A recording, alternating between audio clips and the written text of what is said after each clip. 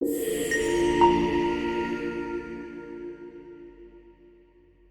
Professor Minerva McGonagall laid the time turner on her desk, it looked too delicate to alter a life. The little hourglass was no bigger than Hermione's thumb, its gold frame fine as embroidery, its sand bright enough to seem lit from within. For a moment, Hermione only stared. Outside the leaded windows, late September rain slid down the stone in long silver veins. In the corridor beyond, the castle went on with its ordinary business of footsteps and bells and portrait gossip. Everything about the office suggested permanence. The blackened timbers, the tartness of the room, the exactness of the papers in their stacks. The thing on the desk did not belong to permanence. It belonged to temptation. Professor McGonagall's face, severe as ever, had an unusual gravity in it. "The Ministry granted this only under extraordinary conditions," she said. "I made promises on your behalf, Miss Granger, and I do not make promises lightly. You are not to tell anyone. You are not to use it for anything but the purpose for which it was granted. You will turn it once for each hour you wish to go back. You will never, under any circumstances, permit yourself to be seen. People have harmed themselves very badly by meddling with time. Some have gone mad. Some have never entirely come back to the same life they left." "Nay, Kamna." Hermione listened with both dread and reverence. The impossible timetable folded itself in her mind like a flower opening. Arithmancy at the same hour as divination. Ancient runes overlapping with Muggle studies. All the classes she had been told she could not take. Not because she was incapable of them, but because time, coarse and ordinary and unfair, had not enough room. She had always hated that kind of refusal. It felt insulting, as if the world supposed there might be limits to the number of things she could love. Looking at the tiny golden instrument, she felt something so sharp it was nearly gratitude. McGonagall fastened the chain about her neck herself. The metal was colder than the rain. "You must be very careful," she said again, and there was something almost maternal under the sternness, something that made Hermione straighten with the solemnity of an oath. She promised. She meant the promise when she made it. She meant it with her whole, earnest heart. The first turn happened behind a tapestry of trolls teaching ballet, because McGonagall had indicated that alcove as sufficiently out of the way. Hermione held the little hourglass between finger and thumb, counted once, and turned it. The world lurched as if the castle had stepped sideways. The corridor darkened and brightened in the same instant. A laugh she had heard 50 feet away came drifting back to her again, duplicated and fainter, and the bell overhead seemed to strike from a greater distance. Her stomach swooped. Then, it was over. She stood in the same place with the same cold chain at her throat, and yet the air had changed. It held the freshness of an hour not yet spent.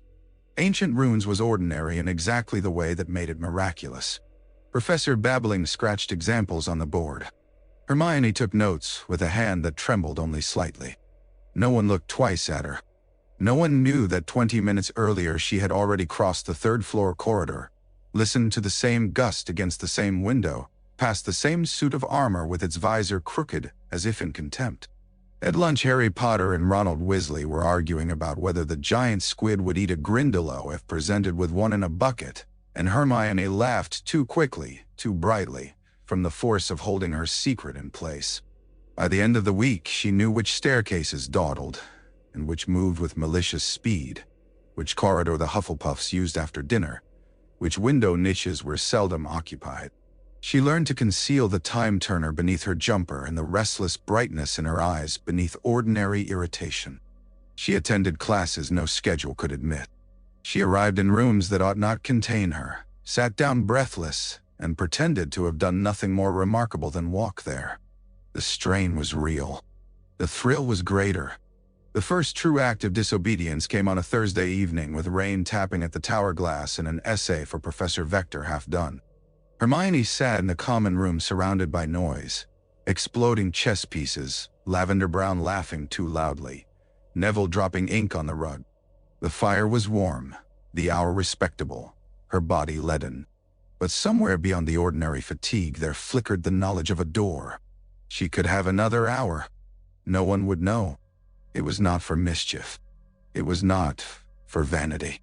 It was only for finishing what ought to be finished. She waited until the dormitory stairs were empty, slipped into the shadow beside the portrait hole, and turned the hourglass once. That borrowed hour arrived like a co-conspirator. The common room was emptier by then, the fire lower, the shadows longer. She bent over her parchment in a silence so pure it seemed like privilege. Words came quickly. Her mind felt sharpened, oddly clean. When she turned back again to rejoin the proper flow of evening, the essay lay complete in her bag and her pulse beat with a fierce secret exhilaration. She had broken the spirit of the rule, if not yet the letter. She knew it.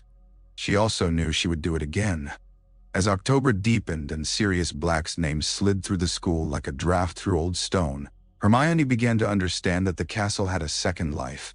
In daylight it was crowded with boys tripping over satchels, girls whispering in windows, teachers moving in straight purposeful lines from duty to duty. In the stolen hours it belonged to portraits dozing in gilt frames, to ghosts who drifted through walls with the absent-mindedness of weather, to house elves murmuring in distant kitchens, and to one girl who stepped sidewise between one bell and the next. The school accepted her in that shape more easily than she might have expected. Doors opened. Drafts changed direction. Even the shadows seemed to make room. The night the fat lady was found slashed from her portrait, and the whole school was herded into the great hall to sleep among rows of startled, shivering beds. Hermione lay awake, listening to frightened whispers and the scrape of teachers' shoes on the flagstones. Harry was white with anger and confusion. Ron could not stop looking at the doors. Somewhere beyond the torchlight, the danger of Sirius Black prowled like a story made flesh. Hermione ought to have been frightened in the same simple way as everyone else. Instead, shamefully, helplessly, part of her mind was calculating. If she turned back 3 hours at dawn, there would be time enough for the extra arithmancy reading, then Muggle studies, then breakfast, before anyone properly woke. The realization chilled her more than the supposed murderer in the castle. She stared up at the bewitched ceiling, black with cloud, and touched the little chain at her throat through her nightdress. It had already begun to feel less like a borrowed object, and more like a second pulse. By November, she had become an underground creature of the timetable. The official day carried her from breakfast to class to library, to common room with the dutiful velocity expected of Hermione Granger. Beneath it ran the hidden day, or hidden series of days, stitched together from rooms no schedule claimed. There was a disused classroom off the second-floor corridor where the desks had been stacked against one wall and forgotten under dust sheets. A square little chamber beneath the north tower that smelled of mortar and wind. A linen closet near the hospital wing where clean bandages and lavender soap shared shelf space with the toast Hermione began quietly to hoard. She moved between them like someone conducting an illicit correspondence with herself. What made the stolen time dangerous was not merely that it existed. It was that it could be layered. The Ministry had imagined, presumably, a reasonable girl turning back an hour here or there to attend a lesson unavailable by ordinary means. The Ministry had not imagined Hermione shut in a hidden room after curfew, waiting until the castle slept, then turning the hourglass 6 times and living those 6 hours out in secrecy, before turning it 6 times again in a different chamber and doing the same. The first time she did it, it was in panic over an essay, and the panic made her bold. The second time it was because the first had worked. Thereafter, the hidden architecture of it began to fascinate her. If she left one room at 1 minute to midnight and entered another at 2 minutes past by a route no one used, she could avoid all previous versions of herself. If she crossed only the corridors under suits of armor or tapestries with deep folds, if she never lit her wand in the open, if she listened for footsteps with the intensity of prey, she could build out of 6 ordinary hours the length of a weekend. She told herself she was not cheating. She was paying in exhaustion for every minute. Her body knew what the clock denied. There were mornings when her hands shook so badly she had to brace her goblet with both of them. There were afternoons when Harry would say her name twice before she understood he was speaking to her in the present, and not in some remembered copy of it. But the essays were flawless. The reading was complete. In class, she answered before others had even framed the question to themselves, and the quick flare of irritation in their faces fed a private pride that embarrassed her only after the fact. Then came the quarrel over the firebolt, and ordinary loneliness did what ambition alone had not. She had meant only to protect Harry. She knew what anonymous gifts might mean in a year when a murderer had entered Gryffindor Tower. Yet, when the broom was taken away, and Harry's face shut against her, when Ron's own anger over Scabbers and Crookshanks put him solidly on the other side of the room, the common room became unbearable. Their absence from her life did not remove noise. It removed warmth. Hermione discovered she preferred the solitude of the hidden hours, because that solitude did not contain rejection. In the disused classroom off the second-floor corridor, she could read without hearing Ron's resentment crackle over a chessboard, or seeing Harry look anywhere but at her. It was during those weeks that the first fractures began to show.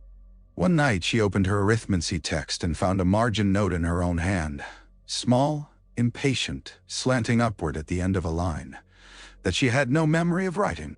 The note corrected Professor Vector's example with a more elegant sequence. Hermione stared at it until the candle guttered.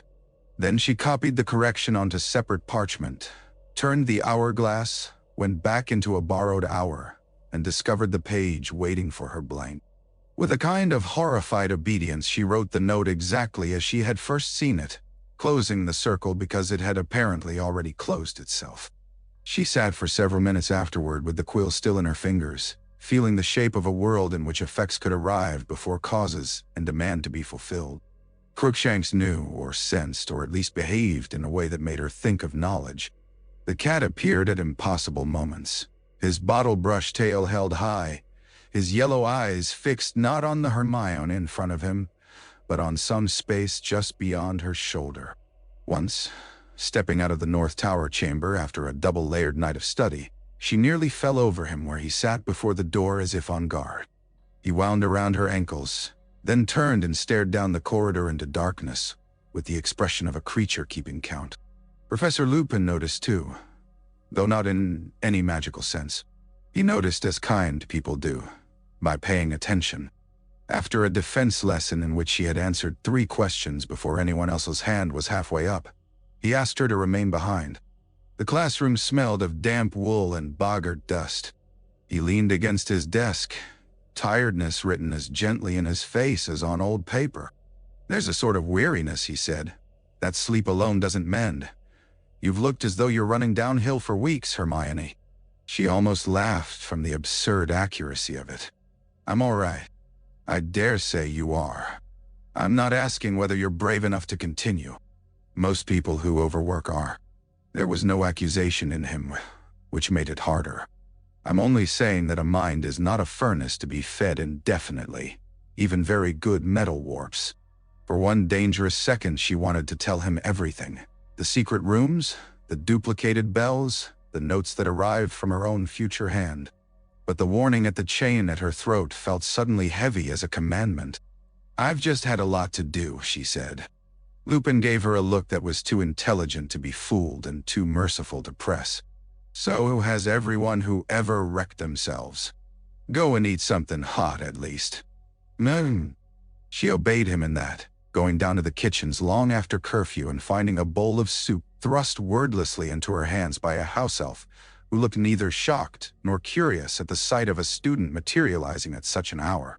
Afterward, she sat in the half-dark near the ovens, listening to the scurry and clang of invisible labor, and understood for the first time how much of the school's peace was built by those who moved where no one was meant to look. It lodged in her mind like a seed. Years later, she would call it justice. At 14, it was only witness.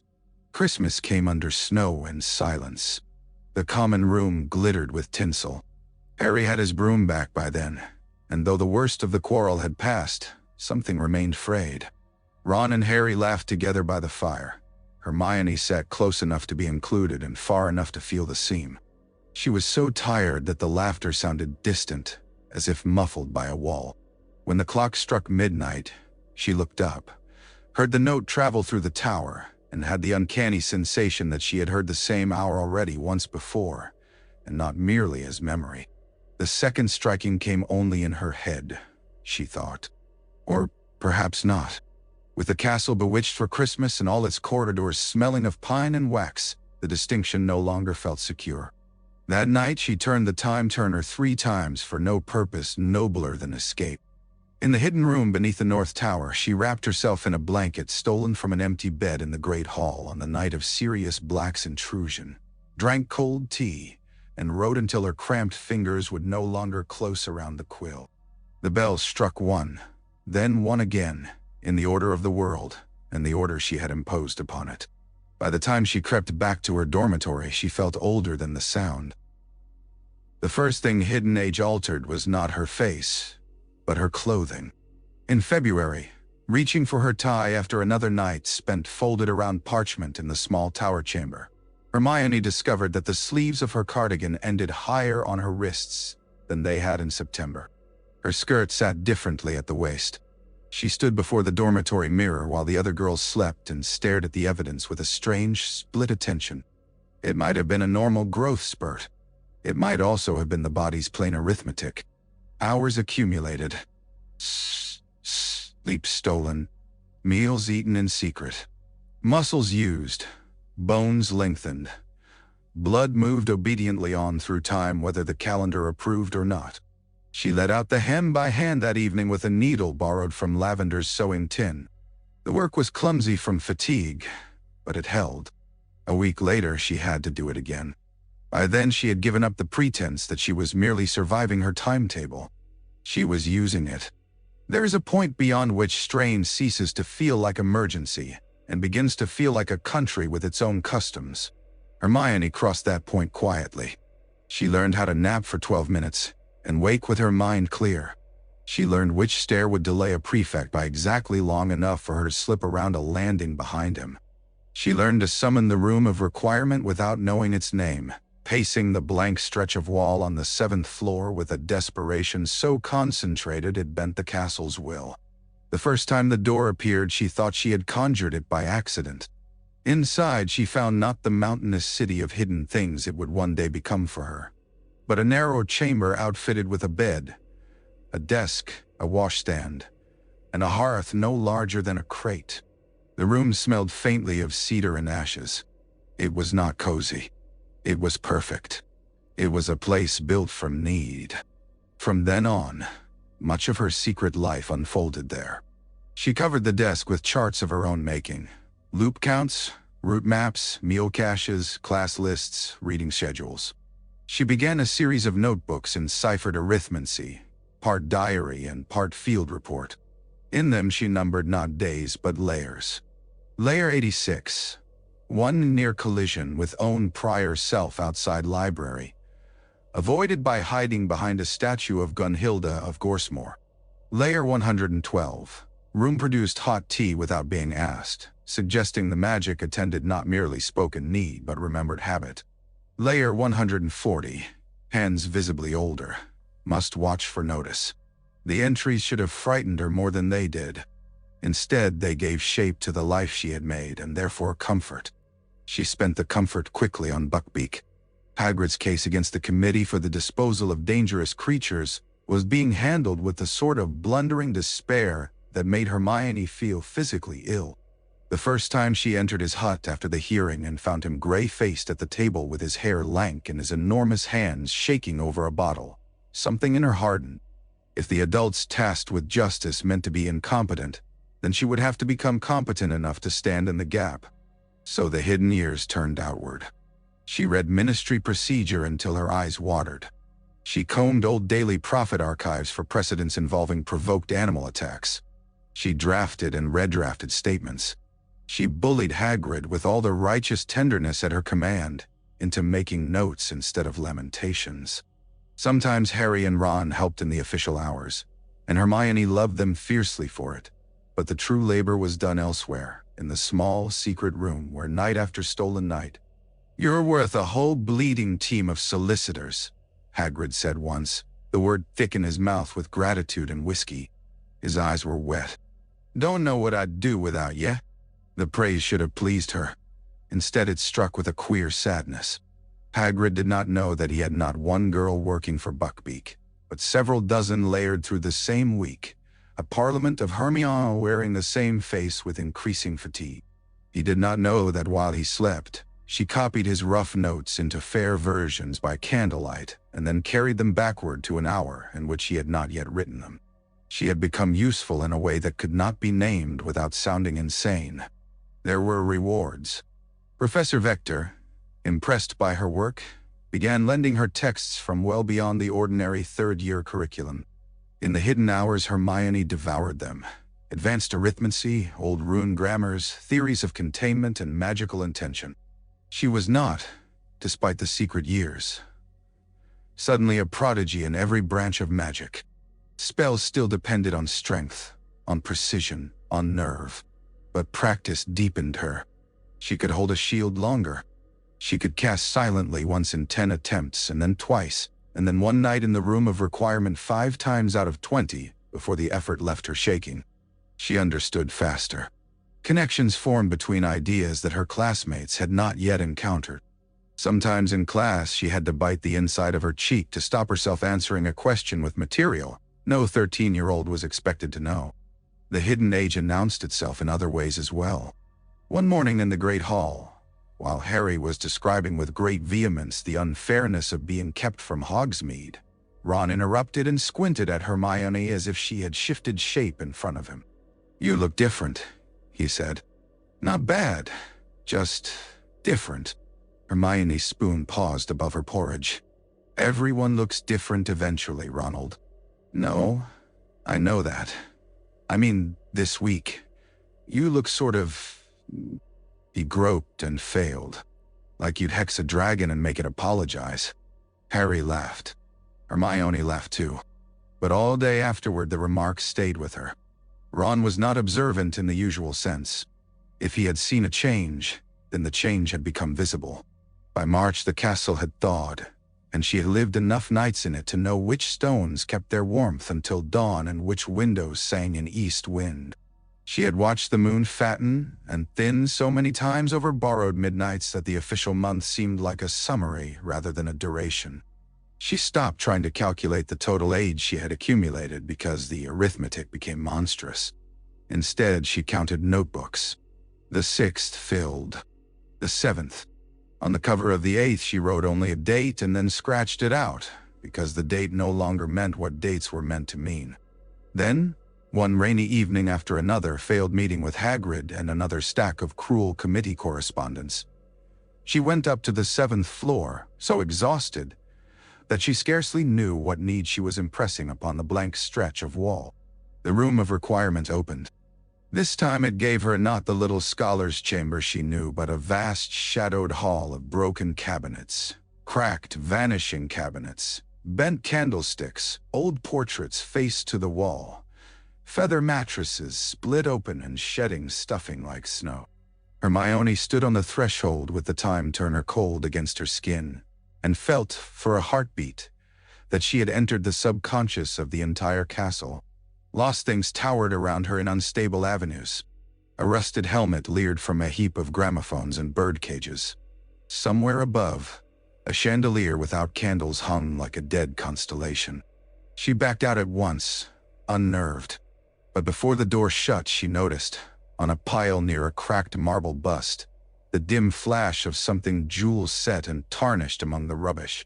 A circlet, perhaps, or a small tiara, ugly with dust. It made no claim on her then. She was too tired for curiosity.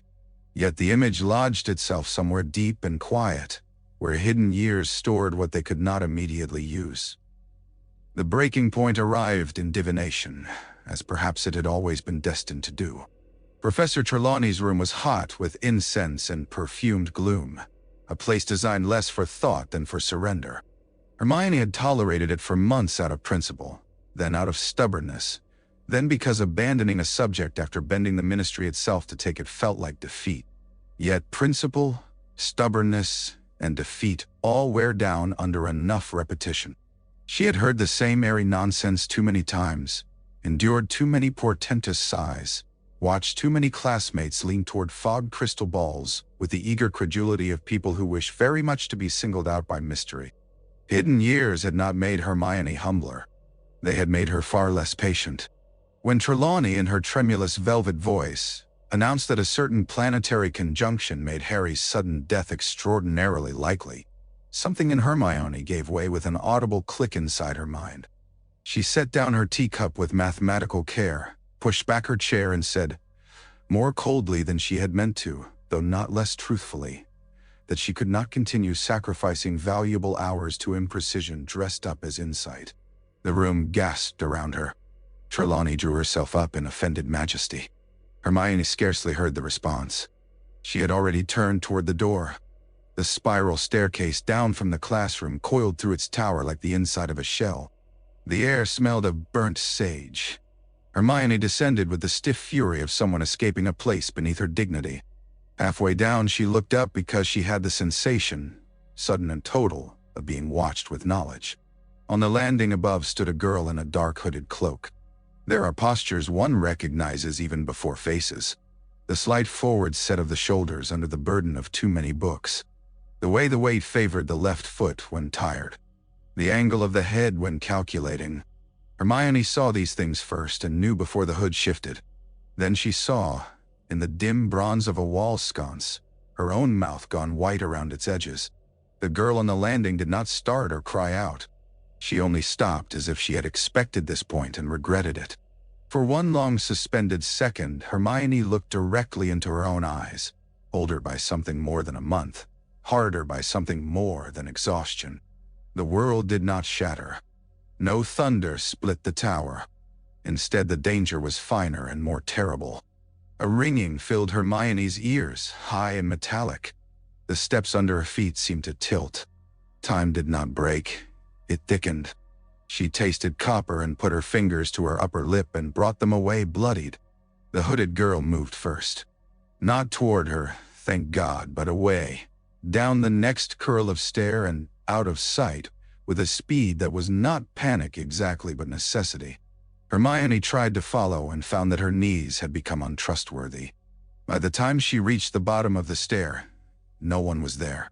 The corridor lay empty, save for one floating speck of ash from Trelawney's incense drifting slowly down through the ordinary air.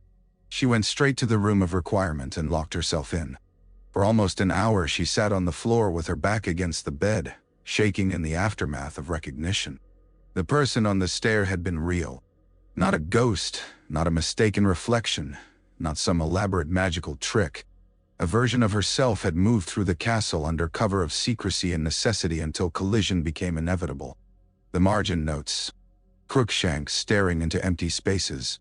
The feeling of double-struck bells. The school had been full, not merely of one Hermione slipping between hours, but of a whole ecology of Hermiones passing like contraband through the same day. The revelation ought to have ended it. Any sane person would have stopped. Hermione instead became more careful. She drew maps, not just of the castle but of temporal traffic. In her arithmancy notebooks she began assigning danger values to corridors at certain minutes, marking in code where prior versions of herself were likely to cross, where tapestries cast useful shadows, where peeves drifted with enough unpredictability to make passage impossible. She learned to move less like a student, and more like an animal that survives by timing. Sometimes she thought with a flicker of cold amusement that Trelawney had finally been right about something. She was, in a very literal sense, haunted by herself. Buckbeak's appeal failed not long afterward. Hagrid did not take the news well. Neither did Hermione. She felt each bureaucratic cruelty as if it had been sharpened specifically for people who still believed fairness mattered. Lucius Malfoy's influence showed in every bent line of the process. The hidden years she had spent laboring over arguments and precedents did not vanish, but they struck the barrier of power and found it indifferent. For 3 nights she considered using the time turner not merely to prepare better but to alter something. Slip a document onto a desk earlier, intercept a note, ruin a witness statement. The temptation came clothed in righteousness. She knew that made it more dangerous. What stopped her was not morality alone. It was memory. Weeks before, on a gray morning in a moving stair corridor, she had watched a first-year Ravenclaw trip, slide, and wrench his wrist against a banister. In the next layer of the same morning, unable to bear the sight, she had stepped from concealment at precisely the right moment and caught him with a levitation charm before the fall could happen. The triumph had lasted 3 seconds. Then the child's startled shout drew Filch from a side passage, and the sudden flurry set off another staircase at the wrong instant. A second student, hurrying to avoid detention, jumped too soon and broke an ankle badly enough to require Madame Pomfrey for a week. Worse, Hermione thereafter remembered both sequences at once with equal vividness. The first boy's wrist bent beneath him, the second girl's cry as she went down. Changing one thread had not mended the cloth. It had only taught the tear another shape. So she did not tamper with Buckbeak's case beyond preparation. She raged. She wrote. She sharpened herself against helplessness. And one evening in the great hall, while rain needled the black windows and the candles guttered low, Albus Dumbledore paused beside her bench with his hands folded in his sleeves and said in a conversational tone, "Time is a very tempting form of mercy, Miss Granger." Hermione looked up so fast that her fork clattered against her plate. Dumbledore's eyes behind the half-moon spectacles were unreadable and kind and older than architecture. He added nothing. He moved on through the hall as if he had remarked on the weather. But Hermione sat motionless for the rest of supper with the chain at her throat seeming suddenly visible as flame. That night, in the room of requirement, she took out the cloak she used for secret passage and pulled the hood low over her face. Then she turned the time-turner and practiced crossing the spiral stair outside divination at the exact minute she had once met herself. When at last the younger Hermione came storming from Trelawney's room and looked up in horror, older Hermione felt not surprise but a weary completion. So this, then, was one of the loops already made. She kept moving. She did not speak. She heard the faint involuntary sound her younger self made, a sound like knowledge taking a wound. Later, back in the little room, she pressed a cloth to her own bloody lip and thought, "There is no future self coming to rescue me from what I choose. There is only me, arriving when I already have." Examinations arrived under June sunlight so clean and deceptive it made the castle look innocent. Hermione took them in a state beyond nervousness, beyond even exhaustion. She sat at desks, with the calm of someone who had revised each paper not for weeks, but for what felt like another education entirely. On her parchment, her hand moved with the automatic certainty of overpractice. Professor Flitwick's practical charms seemed almost gentle. Ancient runes unfolded like a familiar map. Even divination, which she no longer attended, lurked only as an absence. The true examination had already happened elsewhere. In silence, in secret, in the discipline required to keep oneself from colliding irreparably with another. By then, she believed she had accumulated something over 3 full years of hidden time. She did not know how to speak of this even to herself. 3 years of study, hunger, sleep taken in fragments, growing bones concealed under school robes, notes written and rewritten until the nib split. 3 years enclosed within one school year's outward shell. She was 14 by the calendar, and older by every private measure she possessed. Then came the shrieking shack. Nothing about that night admitted preparation. The revelation of Scabbers as Peter Pettigrew, of Sirius Black, not as mad killer but wronged man, of Professor Lupin's history with them all. These struck Hermione not as separate shocks, but as a violent rearrangement of the floor beneath reality. Hidden years had broadened her knowledge, not granted omniscience. She had read of betrayal in books. She had not expected it to look like a small trembling rat clutched in Ron's hands. She had read of injustice. She had not expected it to wear Sirius' wasted face or hear the catch in Lupin's voice. The close, damp air of the shack smelled of old wood and old grief. When Snape burst in, furious and blind with old hatred, the scene seemed poised not on one hinge but on many, all creaking at once. Even there, the extra years mattered. Hermione saw small things first. The angle of Lupin's eyes toward the moonlight, the fraying control in Pettigrew's whimper, the desperation in Harry's mercy. She thought faster. She trusted less readily. Yet events rushed beyond management. On the grounds afterward, beneath the rising moon, everything ruptured. Lupin transformed. Sirius leapt. Pettigrew escaped. Dementors flowed over the grass like clothed winter. Harry ran toward the lake with a courage so reckless it hurt to watch. Hermione, half dragging herself after him, had only time for one wild thought, that she was about to lose everything time had bought and everything it had failed to buy. She woke in the hospital wing to white curtains, the bitter sweetness of potions, and Dumbledore's eyes. Harry, beside her, looked bewildered and raw. Ron lay sleeping in the next bed, bandaged and pale. Dumbledore listened to their account with a stillness so profound it seemed active, as if he were assembling not facts but possibilities. Then he turned to Hermione. "You know what is required," he said. Harry frowned. Hermione's throat tightened. Dumbledore's voice dropped. "You must use it once more, not to change what has happened, to complete what has happened." His gaze moved between them. More than one innocent life may yet be spared. If Harry noticed the way her hand flew instinctively to the chain hidden under the blankets, he said nothing. He only looked at her as he had in moments of greatest danger before, trusting, because the alternative was too frightening. Hermione swung her legs from the bed. For the first time all year, the time turner felt not like addiction but like burden. 3 hours back was nothing after what she had done. Yet with Harry beside her, inexperienced and frightened, the old care came roaring back. She guided him behind the cabin, hissed warnings, calculated angles. She knew where they must stand because she had already stood there, where Buckbeak's head would turn, when the past versions of themselves would appear on the far slope. Harry stared at her more than once as if he had discovered an unnerving stranger wearing Hermione's face. She did not blame him.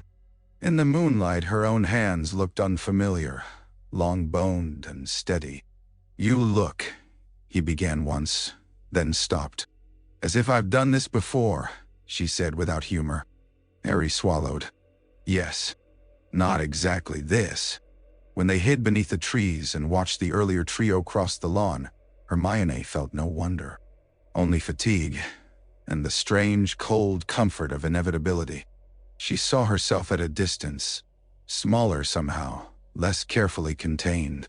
She saw the exact point at which she and Harry must throw the stones, must free Buckbeak, must wait. Time under pressure became music. Count, pause, move, breathe. Even the moment on the spiral stair below, divination slotted into place in her mind with mechanical certainty. She slipped the hood over her head in the interval available and crossed the landing at the ordained instant. Younger Hermione looked up. Recognition struck. The loop sealed like a scar forming. Saving Buckbeak was difficult and possible. Saving Sirius was difficult and possible. Saving everyone was not. At the lake, hidden among the trees, Hermione watched Harry across the black water with the Dementors closing, and remembered all the hours she had spent believing more time must eventually translate into more power. It did not. It translated into more understanding of power's limits. Harry expected his father's patronus. Hermione knew enough by then to suspect the crueler answer, that he had seen himself and not known it. When the silver stag burst across the shore, brilliant and impossible, she felt not triumph, but awe. There are magics that do not come from extra years. There are magics that come from love meeting necessity without hesitation. Time could teach around them. It could not replace them. Near dawn, after Sirius had gone winging into freedom, and the hospital wing lay once more in proper order around its sleeping patients, Hermione stood in Professor McGonagall's office with the time turner in her palm. The office looked unchanged from September. The instrument did not. Its gold felt warm from her skin, almost body temperature, as if it had spent so long against her throat that it had forgotten how to be merely metal. McGonagall held out her hand. "You've had a difficult few months," she said. There was sympathy in her voice, concern, relief, that the term and its monstrous complications were at an end. I think it is wise that you've chosen to drop a few subjects next year. Months, Hermione thought. The word went through her like something comic and unbearable. She placed the time turner in McGonagall's palm and let the chain fall from her own. The skin beneath it felt naked, paler than the rest of her throat. "Yes," she said. Her voice was rougher than she remembered it being last autumn. "I think that's wise." McGonagall, who had supervised the official use and seen only strain enough to alarm a sensible teacher, could not know that the instrument being returned had already taken from Hermione the better part of a hidden adolescence. She could not know about the layered rooms, the self on the stair, the notebooks full of ciphers and loop counts. She could not know that the girl standing before her had lived so much unsanctioned time that ordinary June mornings sounded thin. On the Hogwarts Express home, Harry and Ron dozed in the compartment after the term's terrors had finally exhausted them. Hermione sat by the window with sunlight flashing over fields and villages and touched the place at her throat where the chain had rested for nearly a year and 3 secret ones besides. The marks were faint, only a pale groove where metal had worn skin. Yet she felt them with the clarity of injury. Outside, the world rolled forward with the vulgar confidence of clocks.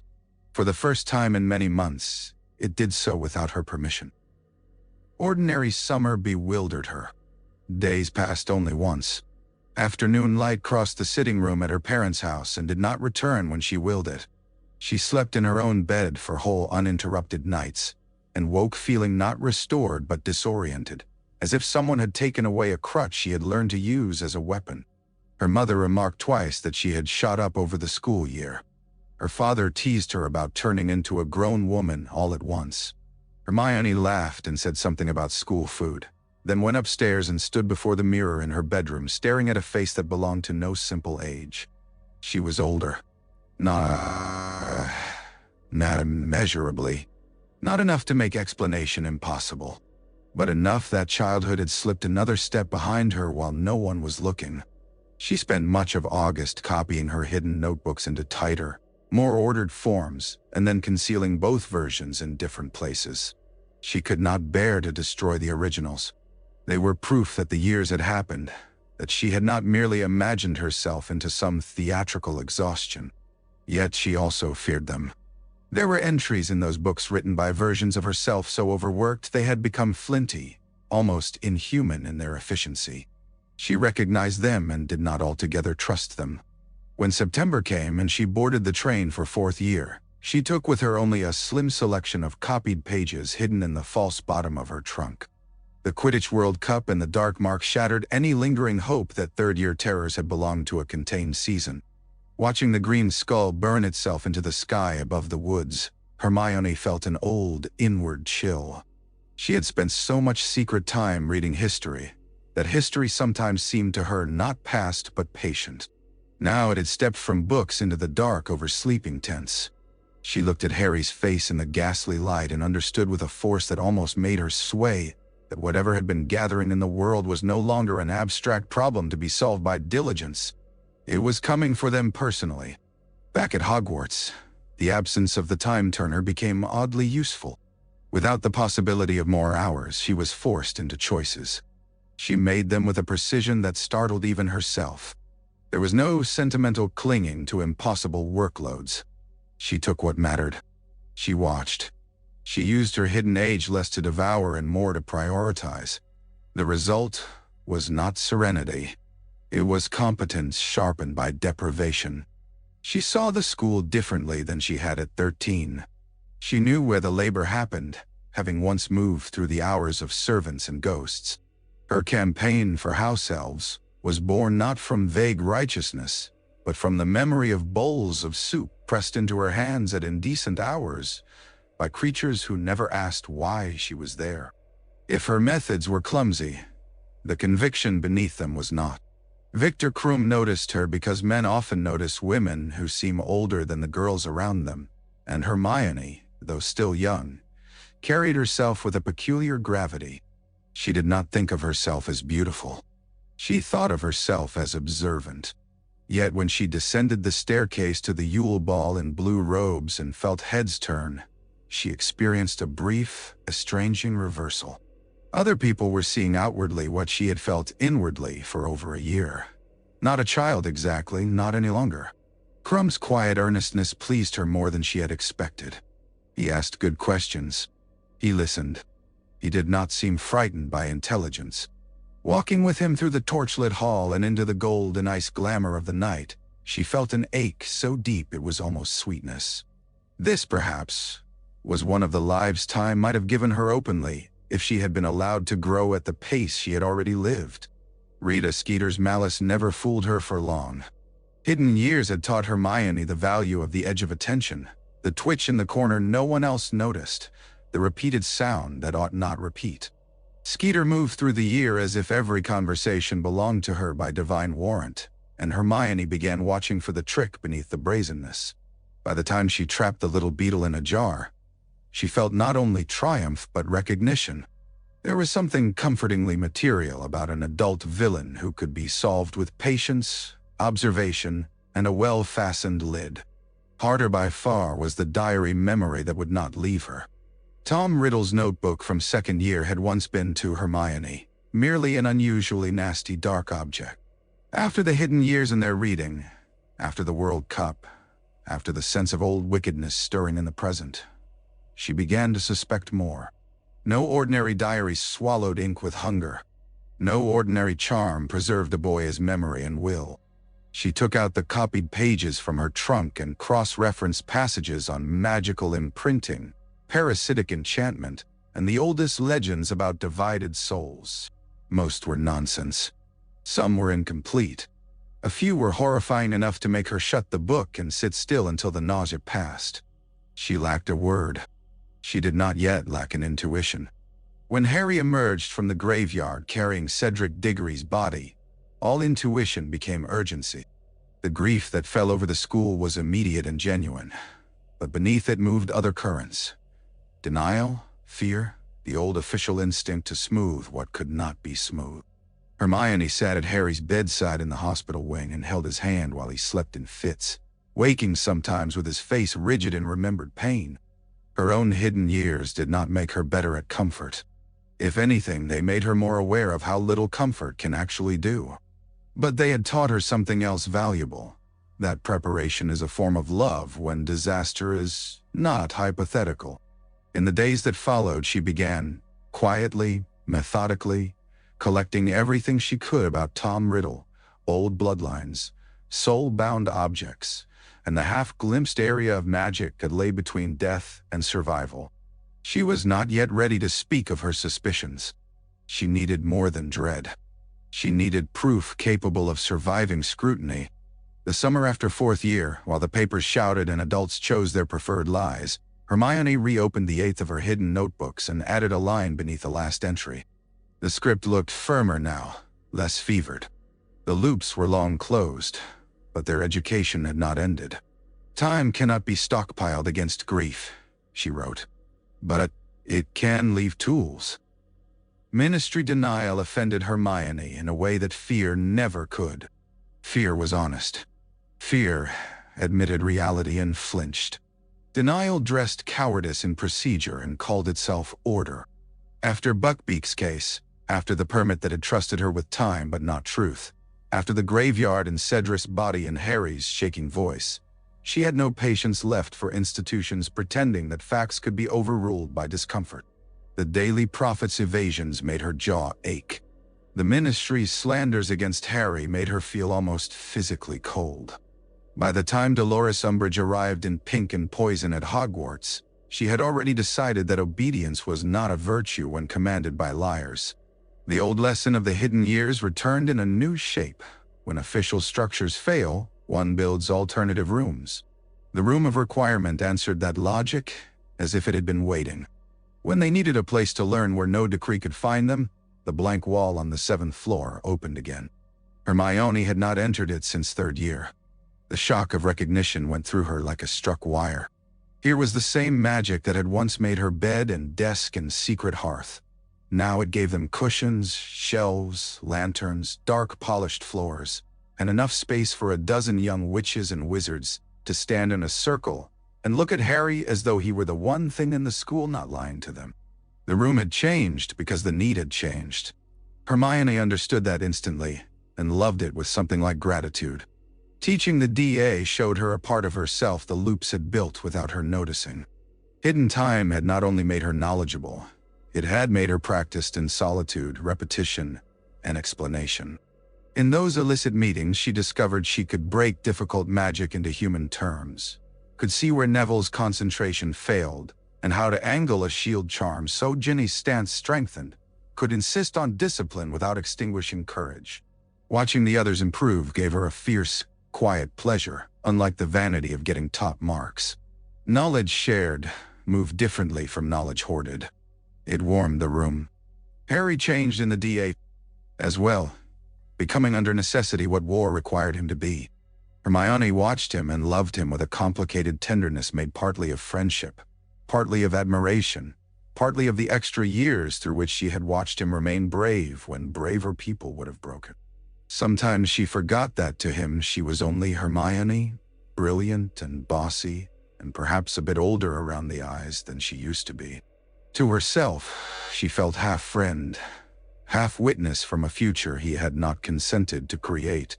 Umbridge's cruelty made old instincts useful. Hermione knew how to move under surveillance.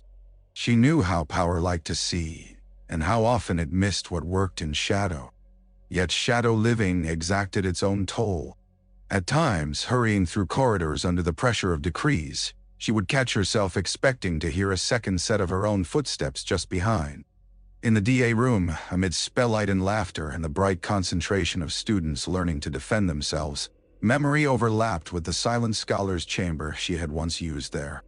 For one dizzying moment she would smell not hot pumpkin juice and singed fabric but cedar, cold toast, old ink. The years folded. She had to brace herself against walls until the present reasserted its rights. Ron noticed the distance sometimes, though he could not have named its cause. He would joke. She would answer half a beat late, as though returning from far away. Ginny was sharper. Once, after a meeting, she touched Hermione's wrist and said, not unkindly, "You look tired in a way sleep won't fix." Hermione nearly smiled. That does seem to be a theme. The Department of Mysteries was where everything converged. Secrecy, prophecy, institutional arrogance, love, and time reduced to shattered machinery. The battle itself came in flashes too bright to arrange properly afterward. Running through rooms built for ideas more than people. Spells cracking against shelves of glass globes. The terrible grandeur of the death chamber. Hermione's own body lifted and flung by Dolohov's curse. But between one rush and the next she glimpsed, through an open archway, the time room, clocks, glittering bell jars, and on shelving all around a tumble of broken time-turners shining amid wreckage like the bones of a drowned idea. The sight hit her so violently that she nearly stumbled. There they were, in fragments, instruments like the one that had altered her life, and stolen from it, and given to it in the same movement. Destroyed now, or at least those visible specimens destroyed. A whole avenue of possible harms shattered in glass and spinning sand. She did not know whether the feeling that went through her was grief or relief. Then Sirius fell. No hidden year had prepared her for the sound Harry made. No amount of prior knowledge about sacrifice, war, or inevitability blunted the obscene personal fact of Sirius Black, disappearing through that veil after having escaped once already into the night on Buckbeak's back. Hermione had saved him then. She had saved him with precision, secrecy, and stamina. Here, despite all her care, despite luring Umbridge to the forest and buying them time and running into danger at Harry's side, she could not save him. The loss struck not only at love, but at one of the oldest delusions time had encouraged in her. That sufficient vigilance might eventually amount to control. In the hospital wing afterward, waking and sleeping by turns under the influence of pain potions, Hermione remembered Sirius in moonlight the year before, gaunt and astonished on Buckbeak's back. She remembered the feeling of the loop closing under her hands as the creature launched into the dark. She remembered believing for a few hours that mastery might be possible. Now mastery lay shattered with the time-turners in the ministry, and a man Harry loved was dead all the same. When term ended, Hermione packed her trunk in a silence deeper than grief's first noise. Into one corner she slipped the copied notebooks from third year. She had not looked at them in months. This summer, she knew, she would read them again, not because they might prevent pain, but because pain had made their lessons harsher and truer. You could prepare. You could resist. You could build rooms inside corruption and teach children to defend themselves there. And still the veil would sometimes open. She knew the word before Harry did, and hated herself for the mean little spark of satisfaction that came with the recognition. Horcrux. The term emerged from a half-burned footnote in one of her copied notebooks, cross-referenced with an older library text, and then with the memory of Tom Riddle's diary opening like a mouth in her second year. Soul divided by murder, housed in object, tethering life through violation. The explanation was hideous, half-legendary, and matched too much. Hermione sat in the library with the candle burning low, and felt all the hidden years behind her tighten into one coherent dread. Voldemort had not returned from mere stubbornness or clever followers or luck. He had planned survival in pieces. The diary had not been singular. It had been evidence. She did not tell Harry at once, partly because she lacked certainty, partly because Dumbledore was clearly moving toward the same truth by a different route, and partly because naming horror gives it a new solidity. Yet the knowledge changed the shape of every conversation. When Harry spoke of lessons with Dumbledore, of memories and old names, Hermione listened with her whole trained attention. When Slughorn's tampered recollection finally yielded its secret, she was not surprised so much as confirmed. Surprise belonged to lives that had not spent years circling a question in secret rooms. Dumbledore noticed something had shifted in her long before she spoke. One evening he found her in the library after curfew with 3 books open, and her expression, she later suspected, much too close to fury. He sent Madame Pince gently away on some pretext and sat opposite her at the table. The lamplight silvered his beard. Rain brushed at the windows. "You have the look," he said, "of someone who would prefer an answer not to be true, and has nonetheless found it." Hermione closed the nearest book. "I think I know what Tom Riddle did." His eyes rested on her face with unsettling kindness. "Yes," he said after a moment. "I imagine you do." The simplicity of the acknowledgement shook her more than denial would have done. "You knew I'd work it out. I hoped you might. Though hope, in such cases, is not uncomplicated." He folded his long hands. "There are kinds of preparedness that look alarmingly like grief, Miss Granger." For one wild instant she thought he meant the time-turner, the hidden years, the entire secret architecture of her adolescence. Perhaps he did. Dumbledore often seemed to speak in a register just above ordinary understanding. Hermione stared at him and felt again that old terror from the Great Hall in third year, the sense of having been seen through several layers at once. "I don't suppose," she said slowly, "that knowing sooner helps much. Sometimes it helps just enough." His smile was sad. "And sometimes it teaches us which duties belong to knowledge and which belong to faith." It was a very Dumbledore answer. It irritated her precisely because it was not useless. Ron's affair with Lavender Brown took place in a different emotional climate than it might have if Hermione had remained wholly her age. Jealousy still hurt. Humiliation still burned. Yet beneath both ran a stranger feeling, one that embarrassed her with its own superiority. She had spent too many nights alone, too many years in fast secret growth, to find adolescent theatrics entirely proportionate. When Ron snogged Lavender in public, part of Hermione wanted to set them both on fire. Another part wanted to shake him by the shoulders and ask when he intended to grow into the man she suspected he might eventually be. The two impulses were not as compatible as she might have wished. If hidden years had given her anything like wisdom, they had also given her loneliness. There were moments that year when she felt so out of step with her friends that the distance terrified her. Harry, wrestling with Draco, with the Half-Blood Prince's book, with Dumbledore's secrets, often seemed younger than the burden on him. Ron acted younger than he was whenever insecurity pricked him. Hermione stood between them, holding knowledge she had no right words for and desired, suddenly and fiercely, a peer. Someone she did not have to translate herself into. Then she would catch herself, feel ashamed, and return to the immediate work at hand. Draco's mission punished all planning. Because Hermione suspected from early on that something darker than schoolyard malice was at work in him, she watched. She wrote anonymous warnings she never sent. She followed him once and nearly lost an afternoon to the old pulse of covert vigilance that the time-turner years had trained into her bones. Each intervention she considered seemed either too uncertain or too likely to force the trouble into another channel. Katie Bell was cursed. Ron was poisoned.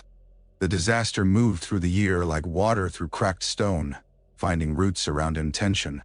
Hermione had learned in third year that changing an outcome often only displaced the wound. This time the lesson repeated itself on a larger scale and with far deadlier stakes. By the night of the dark mark over the astronomy tower, she was so taut with the strain of foreknowledge and impotence that the first scream of alarm felt almost like release. Then Dumbledore died, and release turned to ash.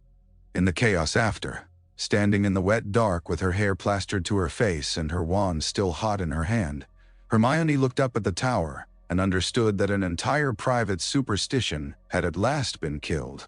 She had clung to it longer than she knew. The belief that if she read enough, practiced enough, watched enough, the shape of tragedy might become manageable. Dumbledore's death made mockery of that. Knowledge mattered. Preparation mattered. They were not sovereign. Back in the girls' dormitory, while the castle grieved and the rain went on scratching at the windows, Hermione took out the largest of her hidden notebooks and turned to a blank page. She wrote not about sorrow first, but logistics, protective enchantments, travel charms, extension magic, clothing layers, portable food, distilled dittany, spare quills, beaded handbag. The list grew. She did not mistake it for cure. She understood it now as discipline, the simple human labor of standing ready where readiness was possible. At dawn she closed the notebook and rested her forehead against it. There were duties that belonged to knowledge, Dumbledore had said. She could no longer protect him. She could protect what came next. Camping was easier than school had ever been. This was not because it was pleasant. There was mud, hunger, cold, damp socks, the constant risk of discovery, the strain of keeping fear from turning petty. But hidden in the hardship was a recognition so sharp it sometimes made Hermione want to laugh. She had trained for this at 14 without knowing what she trained for.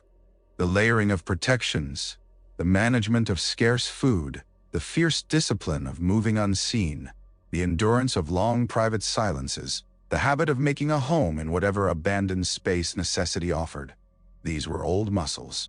Harry and Ron endured them bravely and badly by turns. Hermione, to her own horror, often found herself calm.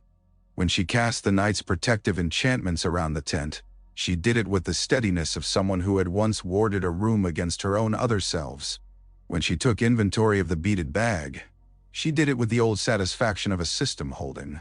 When she portioned food or soothed an injury, or settled down to read by wandlight while the boys argued in undertones outside, she felt again the ghost of the little room on the 7th floor.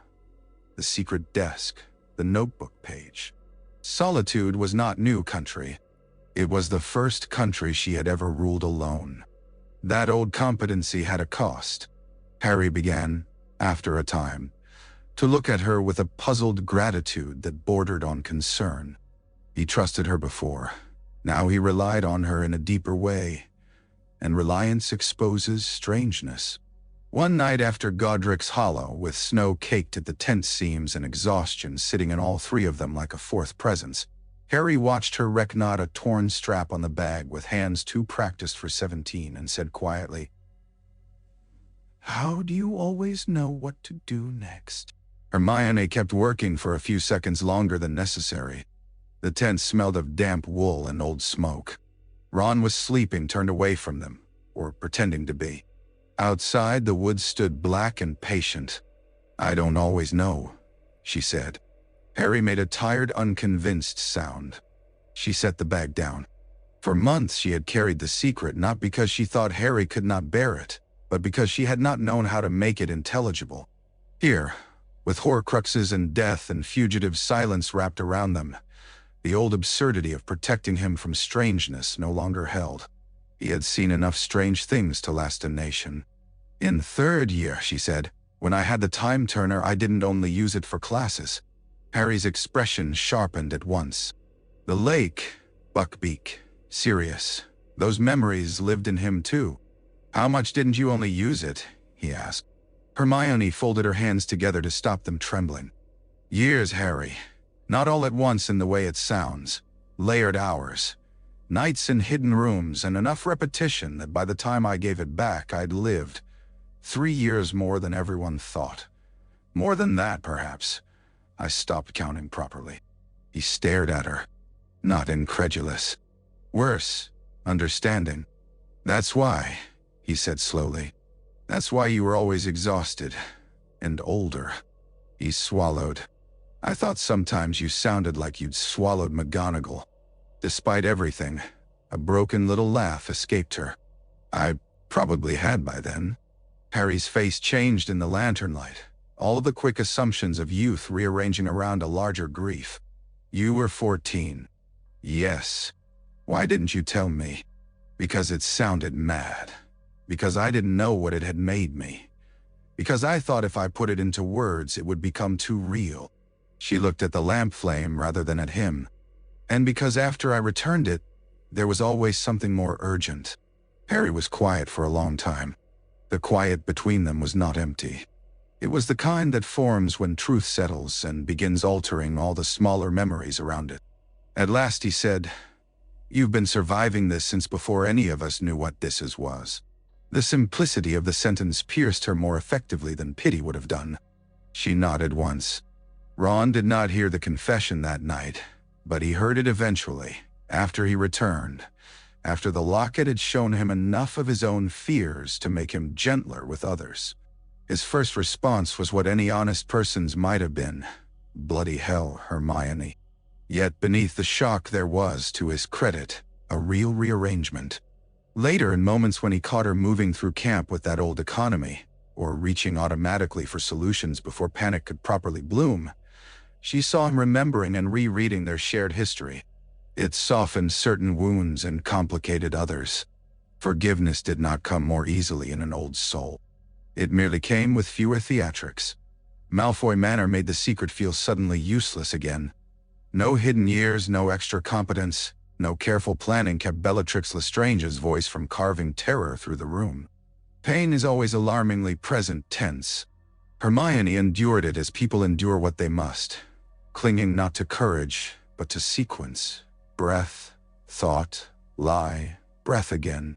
Later, when Dobby's death left the sand wet with another impossible absence, she knelt in shell-strewn wind and thought how obscene it was that a life could end so absolutely while other lives had once been layered and doubled beneath her hands. The universe made no promise of symmetry. Yet the skills persisted.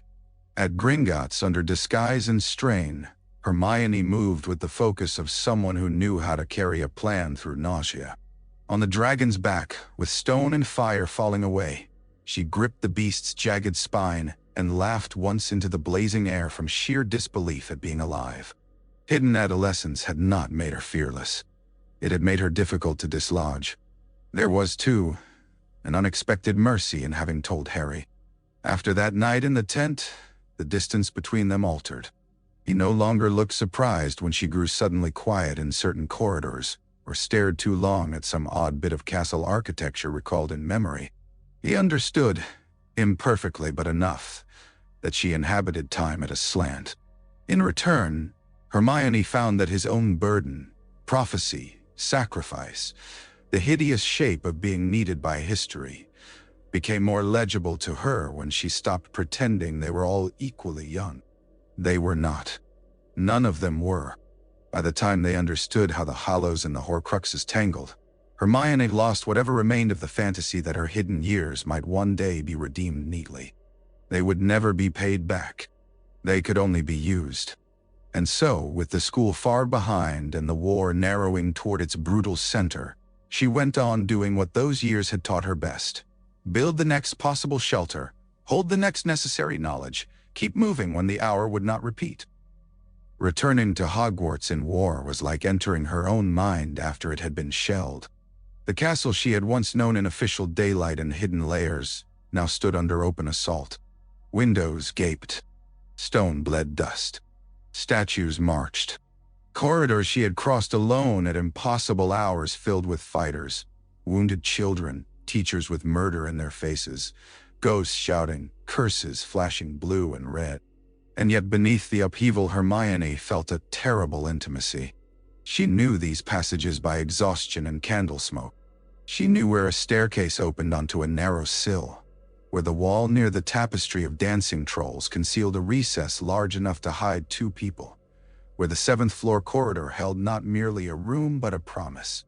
During one frantic rush between towers, with the battle not yet fully joined and the school roaring toward it, Hermione broke from the others for 60 seconds and ran to an alcove near the North Tower she had not visited in years. Her fingers found, behind loose stone, a tin wrapped in oilcloth. For a moment she could only stare at it. She had hidden caches everywhere in third year. TA, biscuits, notes, spare quills, emergency coins, tiny proofs against disaster. Most had long since been found by elves, mice, or time. This one remained. She opened the tin with shaking hands. Inside lay 2 rock-hard biscuits, a tarnished key, and a notebook no bigger than her palm. On the cover, in the compressed cipher of her hidden years, she had written, "For the night, the castle burns." The sight of her own foresight almost unmanned her. Not because the notebook proved prophecy. It did not. It proved only that once, at 14 and secretly older, she had understood enough about the world to imagine a night like this and leave a hand extended toward it. Inside were terse notes, not many. Wards, choke points, one-way passages, useful rooms, and one entry underlined 3 times. If you need the room to hide something, the castle becomes a city of lost things. Saw a diadem-like object on stone bust in moldy wig, north side of 5th aisle from doors. I counted it then. May matter, may not. Hermione closed her eyes. When Harry later spoke of a lost diadem and the need to find it quickly, she did not have to rely only on his half-memory from the previous year. She had her own, older and stranger. Between them, the recollections met and sharpened. The city of hidden things, glimpsed in a secret life at 14, stepped forward into the war at 18, and answered a question it had been keeping. Hermione felt the loop, not reopening, but completing. The useless-looking scrap of memory she had once stored without context had waited for this exact hour. Then there was no more time for wonder. There was Ron beside her, breathless and determined, and the Chamber of Secrets waiting below with the old horror of basilisk bones. If she had been inclined to overinterpret fate, she might have called it fitting that 2 people who had spent so long misreading one another should end up descending together into the oldest wound in the school. Instead, she thought only of the cup, the fang, the necessity. Yet when Ron imitated Parseltongue badly and the stone mouth opened, Hermione looked at him and saw not the boy who had once complained of her homework, but the man who had come back, who had learned to stay. Love, when it finally arrived clearly between them, felt less like lightning than like recognition delayed by age and fear, and far too much history. The kiss in the chamber happened amid dust and basilisk stench, and the aftermath of destruction. It was absurd and overdue and wholly present. That presentness mattered more to Hermione than romance alone could have done. For years she had lived divided between now and then, between official clocks and private accumulations, between what could be changed and what only endured. Kissing Ron with the venom-destroyed Horcrux cooling nearby, she felt for one astonished second the clean simplicity of existing in exactly one moment. Then the battle took them again. Fiendfire devoured the room of hidden things with a hunger almost cosmic. As Hermione fled that inferno, she thought wildly of all the lost objects, all the secret histories, all the little forgotten pieces of the school and of herself, going up together in cursed flame. Perhaps it was fitting. Some archives are too dangerous to preserve. Some must burn after yielding the one thing required of them. Yet she mourned all the same, even for the rubbish, even for the old hidden possibility of finding in that room some trace of the girl who had once paced the corridor needing secrecy and a bed. When Harry left them in the forest, direction and understanding moved through Hermione like a knife wrapped in cloth. She did not try to stop him. Years earlier she might have. Years earlier she might have believed that love's duty was interception. But time had taught her a harsher tenderness. There are moments when to block a person's path is to dishonor the path only he can take. She held Ron's arm so hard her nails bit through his sleeve, and she let Harry go. Not because she was resigned. Because she knew the difference between sacrifice freely chosen and sacrifice stolen by other hands. The end, when it came, was both enormous and strangely intimate. The great hall battered and smoking. The silence before the final exchange. Voldemort's face at last stripped of every illusion but power's emptiness. Harry alive. Narcissa's lie. Neville's blade. The war resolving not into neat justice, but into an accumulation of acts, brave and ugly and loyal and desperate, all colliding in one final human refusal. Hermione stood with soot on her face and blood drying on one sleeve, and watched the dark spell meet its end in the old hall where she had once taken notes on first-year charms. Somewhere in the ruin a clock was still trying to strike.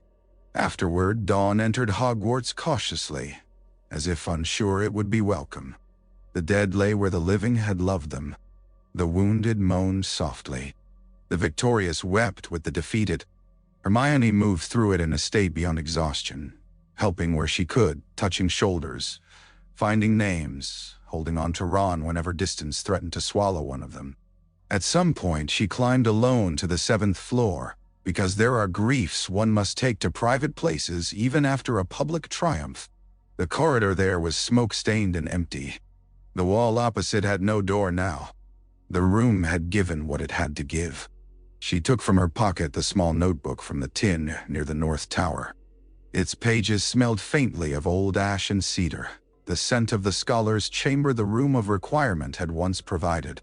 Between the coded entries and terse logistics she found, on the final page, a line she had no memory of writing, though she recognized perfectly the version of herself who would have. When there is no safe way back, go forward well. Hermione sat down on the floor in the rubble-strewn corridor and cried then, not only for Fred and Lupin and Tonks and Colin and all the others, not only for the years the war had eaten, but for the hidden girl she had been at 14. Brilliant, frightened, ambitious, vain, merciful, half mad with fatigue. Convinced sometimes that if she could only outwork time, she might become invulnerable to loss. That girl had not been wrong to prepare. She had only been wrong to think preparation could absolve her from grief. Hermione wept for her as for a younger sister lost inside the same body, and then, at last, not lost. When the tears were spent, she rose, carried the notebook down to the courtyard, and fed it page by page into a brazier already burning with broken banners and ruined wood. The ciphered pages curled, blackened, vanished. The years themselves did not vanish. They could not. They lived in spellwork, in reflex, in kindness given under pressure, in the shape of her understanding. But the need to preserve them as proof had ended. She was proof enough. Later, when the first true quiet settled over the castle, and the sun climbed over shattered battlements into a sky scrubbed pale by smoke, Hermione stood in the great hall beside Harry and Ron, and listened as the bells marked the hour. They rang once, and only once. For the first time in years, that sounded like mercy.